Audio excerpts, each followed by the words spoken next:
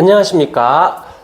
오늘 여기서는 카이사르 과학학원에서는 어떤 식으로 수업을 하는지를 보여드릴 건데요. 여기서 이제 중요한 부분은 수업을 열심히 한다라는 거, 뭐 수업 준비를 하고 연구 수업을 하는 건 다 좋은데, 여기서 중요한 건 하는 목표, 그 다음에 방향성, 그 다음에 어떤 걸 모티브로 해서 진행을 하느냐를 저희는 되게 연구를 되게 많이 해요. 아시겠지만 다 오래 학원을 하시다 보면 강의들은 다 잘하세요. 그런데 이걸 어떻게 잘할 거냐를 따졌을 때 저희는 뇌과학이라고 하는 방식을 많이 도입을 해요. 물론 관리할 때는 메타 인지 방식으로 적용을 많이 시키지만 수업하거나 수업 준비를 하거나 아이들 지도하고 문제풀이 할 때는 뇌과학을 좀 많이 활용을 한다라고 봐주시면 돼요. 자, 그럼 뇌구조상 학습과 어떤 관계가 있는지를 하나씩 보여드리도록 하겠습니다. 일단 먼저 보시게 되면 기억, 색깔이 좀 희미하죠. 잘 안 보이더라도 양해 부탁드립니다. 그래서 여기서 보면 기억 방식은 크게 일화 기억하고 그 다음에 의미 기억으로 나뉘게 돼요. 근데 이 둘의 차이점을 잘 알면 사실은 다들 알고 있는 부분들이에요. 다 알고 있는 건데 용어가 낯설 뿐이거든요. 조금 더 뒤에 가서 요 단어들을 좀 이해해 주시면 좋겠고요. 그 다음에 이제 여기서 이제 일화 기억이라는 것은 어떤 거냐면 굳이 노력하지 않아도 기억이 되는 것들. 그거 알아. 그럼 이거 뭐야? 어떻게 하는 거야?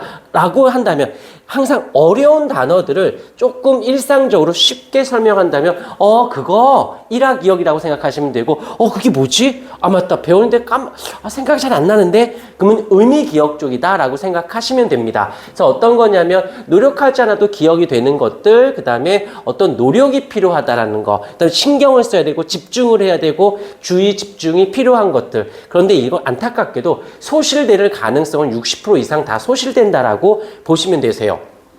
그렇다면 뇌에서는 왜 일화 기억과 의미 기억이 왜 이렇게 나뉘어져 있고 우리 학습은 의미 기억 쪽인데 일상적인 건 왜 일화 기억이냐 라고 한다면 이걸 좀 더 쉽게 할게요. 알고 있어. 그러면 이건 일화 기억, 즉 익숙한 정보들을 가지고 그거를 바탕으로 해서 새로운 정보가 들어오면 이 알고 있는 정보에 새로운 지식이 들어오면 자, 손 봐요. 알고 있는 것들이 있어요. 새로운 지식이 들어오면 얘를 딱 잡아주는 거지. 그러니까 얘가 따로 노는 게 아니라 있는 상태에 들어오니까 연결고리를 다 잡아주고 있는 거예요.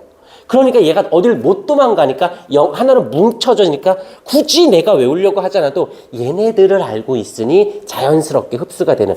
그런데 의미 기억은 얘와 얘가 이 잡아주는 애가 약한 거예요. 그러니까 얘가 약하니까 얘가 새로운 정보 왔을 때 꼴랑 잡아. 그러니까 툭 하고 끊어질 수밖에 없는 거죠. 그래서 우리가 일화 기억과 의미 기억을 여기서 우리가 조금 더 봐주셔야 되는 부분이 뭐가 있냐면 얘는 공부머리가 아니야. 얘는 공부 재능이 없어. 정말 아니에요. 공부머리가 아니다가 아니라 공부에 관련, 학습에 관련된 어떤 배경 지식들이 약하니까 잡아주질 못하는. 그런데 게임이라든지 뭐라든지 운동이라든지 얘네들은 많이 해보고 정보가 머릿속에 많거든. 그러니까 새로운 게 들어와도 자연스럽게 흡수가 되니까 얘 영민한데 똑똑한데 너 운동머리인가 봐. 게임머리인가 봐. 라고 하는 거예요. 게임머리가 있고 공부머리가 있는 게 아니라는 거지. 이해가 되셨나요? 얼마만큼 누가 더 그 배경 지식, 즉 새로운 정보를 잡아줄 수 있는 그 지식들이 얼마큼 있느냐가 일화 기억과 의미 기억으로 나뉜다라는 겁니다. 이 단어는 제가 만든 것이 아니라 뇌과학자들이 이런 식 뇌구조가 어떤 식으로 기억을 하고 있다는 걸 잡아준 걸 보여드리는 겁니다. 자, 그 다음 가볼게요. 여기서 보게 되면 그렇다면 우리가 생각할 건 이 의미 기억을 일화 기억으로 넘겨주는 것을 우리는 주 포커스로 잡아줄 필요가 있겠죠. 자, 그렇다면 어떻게 하면 잠시만요. 어떻게 하면 우리 이 일화 기억을 잠깐 이쪽으로 옮길게요. 잠시만요. 이 일화 기억을 어떻게 하면 우리가 의미 기억으로 넘길 수 있느냐를 우리 한번 같이 고민해 보십시다. 여기서 보면 일화 의미 기억을 일화 기억으로만 넘길 수만 있다면 학습 효과는 굉장히 많이 올라갈 거예요. 이거를 우리 많은 사람들이 연구를 했고 그거를 따라 해준다라면 아이들은 무조건 성적이 올라요. 바트, 비유티. 아이들이 스스로 할 수 없죠. 할 수 있으면 벌써 이런 영상 보지도 않았겠죠.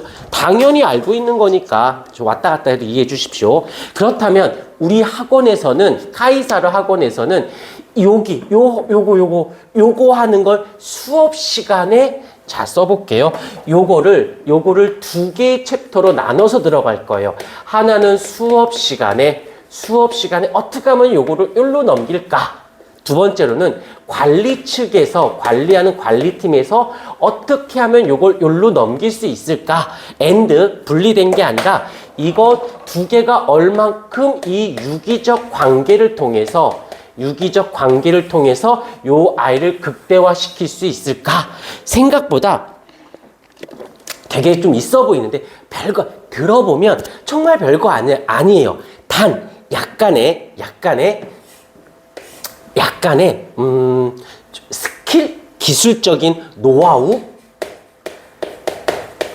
그 다음에 제일 중요한 거죠.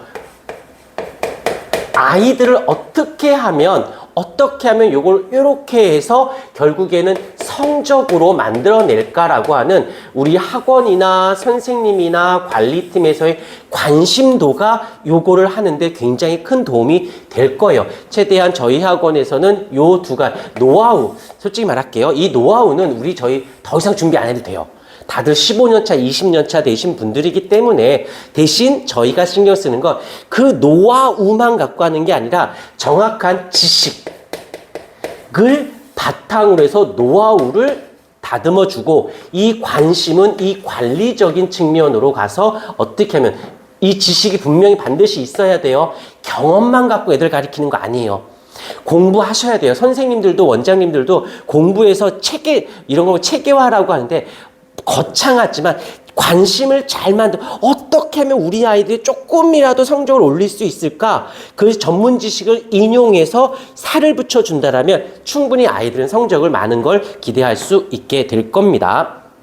여기를 살짝 지워주고 또 갈게요.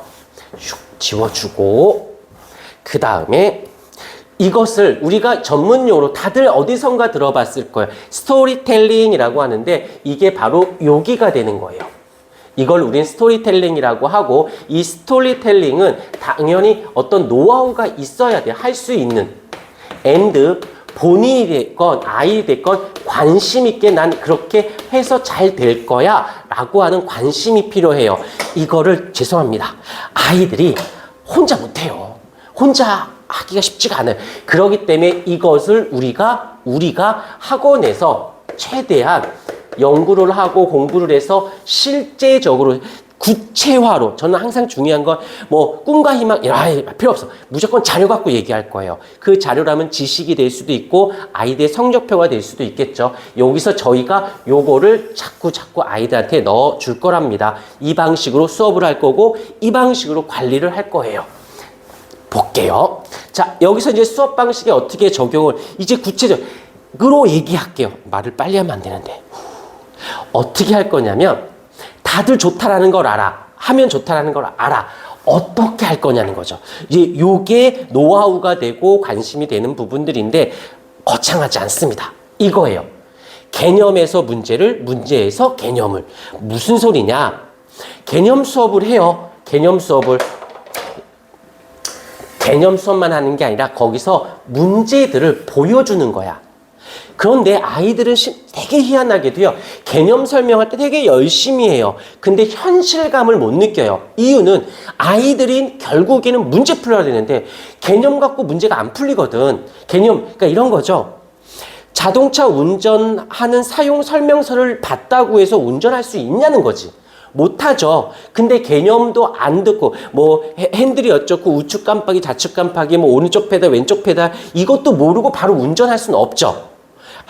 그러니까 하고 여기 할 수 있게끔 그러면 이거는 약간 좀 거리감이 있고 개념이군인데 문제를 풀면 좋은데 이거를 개념에서 하면서 문제를 보여주는 거야.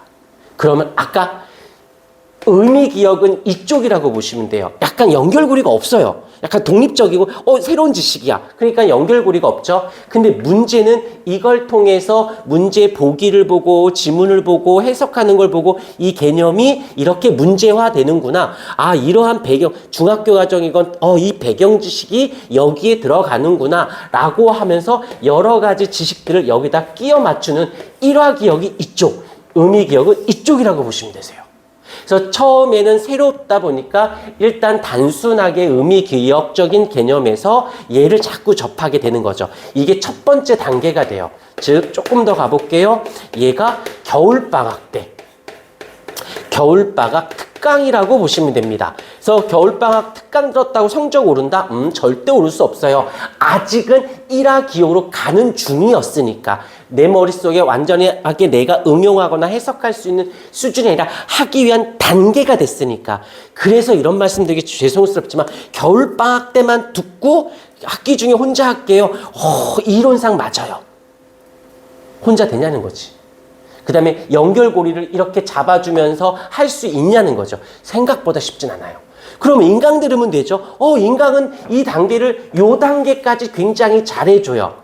그렇다면 여기서 들어갈 수 있는 가장 큰 특징은 바로 피드백이에요. 피드백. 그래서 문제를 풀고 풀이를 보고 또 질문해서 그 질문을 다시 보고 주거니 받거니 관계가 형성이 되어야 돼요. 그래야지만 1화 기억으로 갈 수 있게 되는 겁니다. 이 단계가 언제가 되느냐? 바로 여기가 되는 거예요. 이제는 한번 개념하고 기본 문제를 정도를 풀어봤으니까 아예 모르지는 않다라는 거죠. 그러니 문제를 풀어보는 거예요. 이제는 문제를. 근데 문제만 풀면 왜? 사람이 천재가 아닌 이상 한 번 들었다고 해서 머릿속에 완벽하게 들어가는 게 아니니까 문제를 풀면서 거기서 개념을 또다시 1화 기억으로 다시 할 수 있게. 이거 까먹었음. 이걸 까먹었더니 이게 안 풀리네. 이 개념을, 이 개념을 모르면 이 문제 못 푸네. 풀어야겠네. 라고 하고 다시 한번 인지하는 두 번째 단계가 되는데 이게 바로 3월 달에 3월에 진행이 되어지는 거고 요게 시험 대비가 되어지는. 조금 더 해볼게요. 여기가 의미 기억인 부분. 솔직히 뭐가 좀 알긴 알아야 되잖아. 공허하더라도 안 다음에 이걸 통해서 이제 무엇으로 1화 기억으로 넘어가는 단계가 되어집니다. 이것이 내가 잘 됐느냐 잘 되지 않았느냐를 이제 또 다시 이제 세 번째 단계. 바로 세 번째 단계는 여기서 시험 때 전에 정리. 여기서 정리를 하는 거에서 의미 기억에서 1화 기억으로 넘어갔는지 넘어가지 않았는지 넘어간 것 같은데 완벽하지 않아. 알았다고 생각했는데 까먹었네. 다시 정리를 다시 한번 해줘야 돼. 그 다음에 확신을 가져야 돼. 얘는 이렇게 나와. 그래서 얘는 이거야. 왜? 이건 이거니까 이건 1화 기억이 되는 거지. 그렇게 돼야 돼.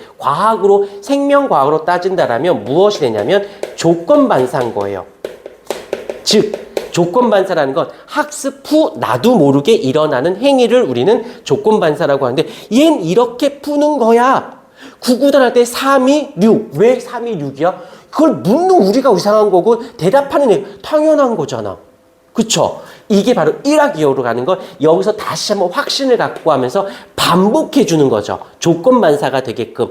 그러면서 최상위권 문제는 그걸 바탕으로 해서 한 번 더 생각하면 최상위권 문제가 된다. 즉 킬러 문항이 된다라고 생각하시면 됩니다. 이게 보면 들으니까 또 다 아는 것들이에요. 문제가 학생 스스로가 안 된다는 거지. 그걸 저희가 계속 이거를 시킬 거예요. 그런데 그럼 이제 학원의 의존도가 당연히 높아지겠죠. 그런데 우린 여기서 끝나지 않습니다. 계속 돌려서 아이가 몸에 배게끔, 몸에 배면 그렇게 사이클이 돌아가면 굳이 학원의 의존도가 이제 나중에 가면 혼자 스스로 왜 이 패턴으로 하면 되는데 그러면 이제 그다음부터 학원의 의존도는 떨어져도 돼요. 언제? 고3 올라갈 때. 고3 올라가서는 그 패턴대로만 해주면 돼요. 그러면 학원을 다니지 않아도 됩니다. 저희 학원의 목표는 끝까지 다니게 하는 게 아니라 어느 순간 되면 혼자 할 수 있게끔. 그래서 아이가 혼자서도 충분히 성적을 만들어낼 수 있게끔 하려는 게 저희 학원의 방향성입니다. 여기까지 다 어려운 이야기는 아니니까 들으시면 알아요. 그 다음에 잘만 따라와 주면 돼요. 따라와 주면. 그 다음에 청킹이라는 것이 있습니다. 이거는 저희가 만든 게 아니라 뇌과학 쪽에서 많이 쓰는 거니까 이 청킹을 번역하고 풀어본다면 묶기, 그 다음에 분류하기라는 거. 자, 이걸 다시 할게요. 묶는다라는 건 공통점을 찾기. 찾는다. 되게 쉬워요. 책을, 특히 과학책들을 보면 제목이 있어요. 제목.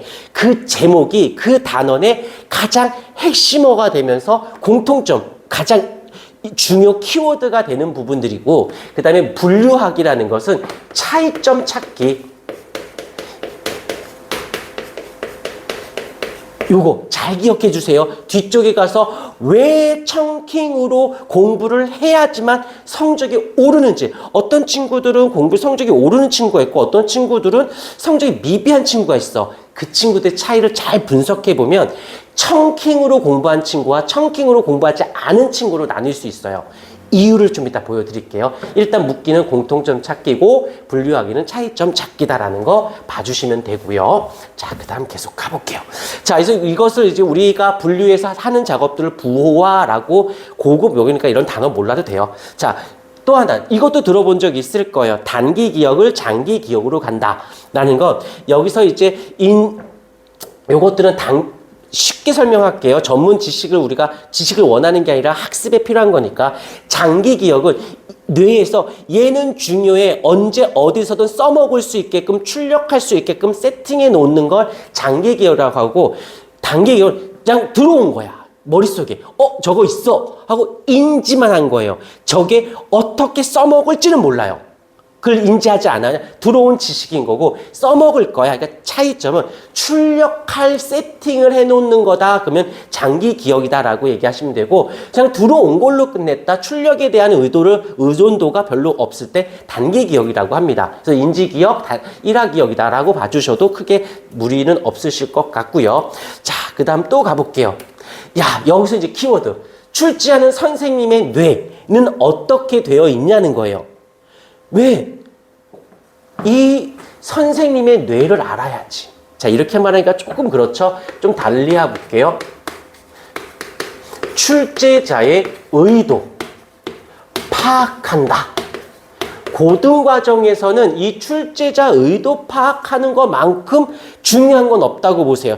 띵! 청킹에서 문제풀이는 바로 나오는데 출제자의 의도 파악하는 데서 실력이 나와요. 그걸 청킹으로 하는 애가 출제자 의도 파악이 되는 거고, 청킹으로 공부하지 않은 친구들은 출제자의 의도 파악이 안 되는 거예요. 그래서 똑같이 공부해도 성적이 오르고 안 오르고의 차이가 나옵니다. 그게 어떻게 보여드릴 거예요. 자, 청킹으로 문제풀이를 한다. 라는 건 이런 거예요. 문제 풀 때 공통점을 찾기, 차이점 찾기, 문제로 출제하기. 이게 무슨 소리냐? 예를 들게요. 문제상에서 다음 중 옳은 것은, 그러면 오지선다 중에 하나만 옳은 거고 하나가 다른 거잖아. 다른 거. 그러면 하나와 네 개가 다르다라는 거예요. 차이점이 나는 거죠. 그 얘네들끼리 공통점이 있는 거죠. 옳지 않은 것은 그러면 1, 2, 3, 4, 5번 중에 하나는 옳지 않고 4개가 옳은 거란 말이에요. 그럼 얘네들끼리는 공통점이 있고 얘는 차이점이 있는 거. 봐요. 이해되죠? 별거 아니라니까. 청킹에서 아까 뭐랬죠? 묶기, 분류하기, 공통점 찾기, 차이점 찾기. 다 아는 거. 문제 이렇게 나와요. 청킹으로 문제를 낸다고 보셔도 돼요. 그걸 자기네가 청킹이라는 어휘를 모르는 거지 그대로 내요. 왜 그대로 내시느냐? 바로 선생님들은 바로 이렇게 청킹으로 문제를 내시거든. 옳은 것은 옳지 않은 것은. 선생님이 이 방식으로 출제자가 그렇게 만들어요. 그러면 우리는 그 방식으로 공부를 하면 선생님이 생각하는 방식, 선생님이 출제하는 방식, 이 방식, 쌤들의 방식으로 학습을 한다면 의도 파악은 어렵지 않지 않을까? 저 사람이 어떤 생각을 하고 어떤 마음으로 어떤 생각을 갖고 있어. 내가 그 마음을 알고 있으면 의도가 나오지. 뭔 생각을 낼지. 그러니까 문제가 거부 반응이 없어지는 거예요. 이 연습이 필요해요. 이 연습은 스스로가 솔직히 쉽지는 않아요. 좀 어렵다기보다 익숙치가 않으니까 저희의 바로 저희 카이사르의 수업 방식은 수업 준비, 그 다음에 수업 내용, 이 바로 청킹을 이용한 방식을 이용하고 있다는 겁니다. 물론 관리 쪽에서도 벗어나진 않을 거예요. 관리에 대한 것은 조금 다음 영상에서 보여드릴 건데 저희 연구 수업은 다 청킹 방식으로 그래서 어떻게 잡을 거냐, 어떻게 선생님이 무슨 생각으로 이 개념이 왜 나왔느냐, 어떻게 문제화되느냐, 이 문제가 어떻게 방향성 있게 해야 되느냐를 저희 수업 시간에 그게 주 포커스로 진행을 한다라는 겁니다. 됐고요.